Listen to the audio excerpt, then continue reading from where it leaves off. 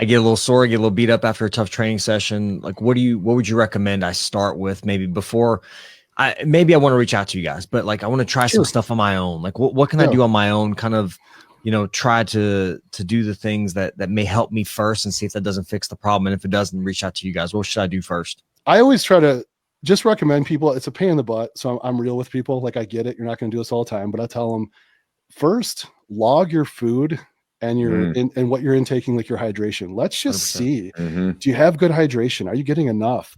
Do you have enough? Everyone knows protein. Do you have enough protein? But also, like, what is your carbohydrate intake like? A big thing with muscles, what people don't understand is, if you ever seen, I'm going to come back to your question, but I'm going to go off on a little bit of a tangent. Sure. But have you ever seen a steak and then you've seen beef jerky? Yeah. Like, they're both the same. Like the one is, let's say they're both the same weight, if you will. If they're when it started off, it was the same. Yes, right. Yeah, that's what I meant. Thank you. So the beef is like all the fluids, the minerals, the nutrients, like it's nice and juicy, right? And then you have the beef jerky. Well, if your muscle's like beef jerky, do you think it's going to recover as fast as that steak that has a lot of flexibility and give? So one of the key things with basic physiology is, when you have a good healthy amount of carbohydrates, the carbohydrates are called glucose in the blood. They're called glycogen when they're stored in the muscle. What does it take to go from glucose to glycogen? Well, sodium is a transport mechanism. So we need sodium to take it from the blood into the muscle. What does it link to? It links to water. That's what makes it glycogen. If you look at the molecular structure, like chemistry 101. So like, if we don't have enough of those things, it's fair to assume that we're going to have some recovery issues.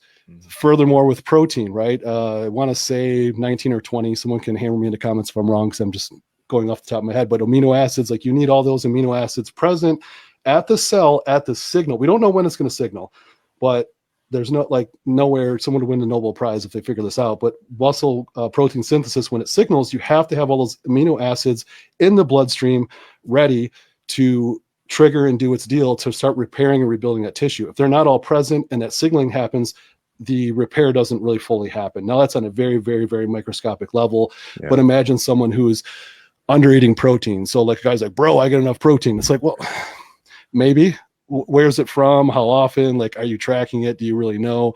So I think starting with the basics would be rest and recovery. Like, what's your sleep quality like? And really just, if you don't know, log that. What is your hydration like? Again, there's things like magnesium, sodium, just I put pink salt in like everything. Well, I was going to say, like, you mentioned sodium and carbohydrates, right? And like, name two other things that have been demonized more than those two.